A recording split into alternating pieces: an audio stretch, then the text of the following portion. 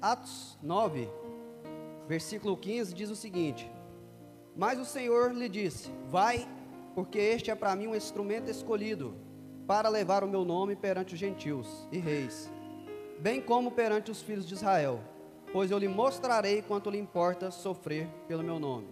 Todos conhecem a história de Paulo, outrora Saulo, que na verdade não é porque trocou o nome dele, mas é porque um nome romano e o outro não, que ele era um perseguidor, um fariseu zeloso, alguém que perseguia a igreja, mas um dia Deus viu, achou graça na vida dele e separou ele para uma obra, e teve um encontro com ele a caminho de Damasco, e ali ele ficou cego, humanamente falando, por 3 dias, e Deus chamou Ananias para ir lá e orar para ele, para que ele começasse então a sua chamada missionária, que haveria de ser abaixo de Jesus, o maior missionário que já pisou aqui nessa terra.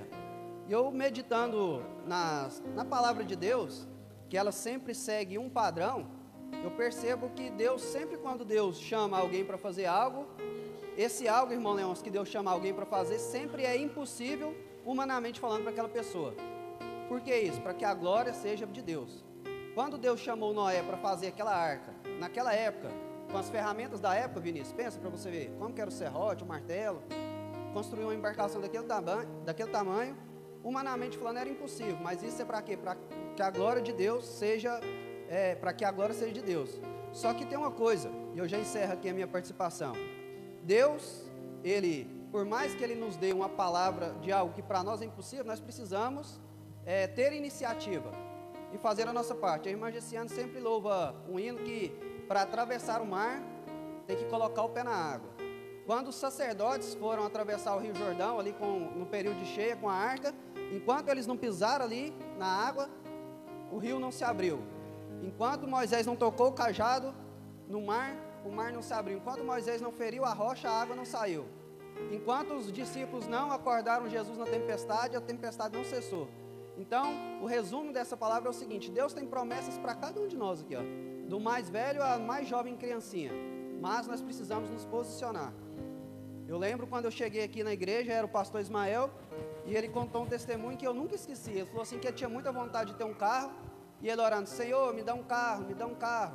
E aí, segundo ele, o Espírito Santo falou para ele: você não tem nem carteira e nem garagem, né? Então, meus irmãos, quando nós almejamos algo, nós precisamos tomar iniciativa, fazer a nossa parte. Por quê? Porque na hora que a oportunidade aparecer, nós já fazemos as coisas do jeito certo. É como um jovem que quer casar, mas não se prepara no mercado de trabalho, não se prepara espiritualmente, né? Não se prepara o básico para que isso aconteça. Então, se aparecer a oportunidade, vai ser um desastre.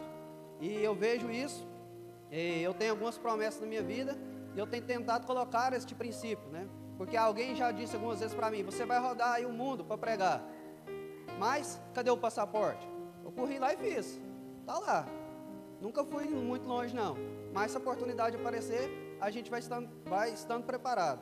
Então é essa mensagem que eu quero passar aqui para vocês.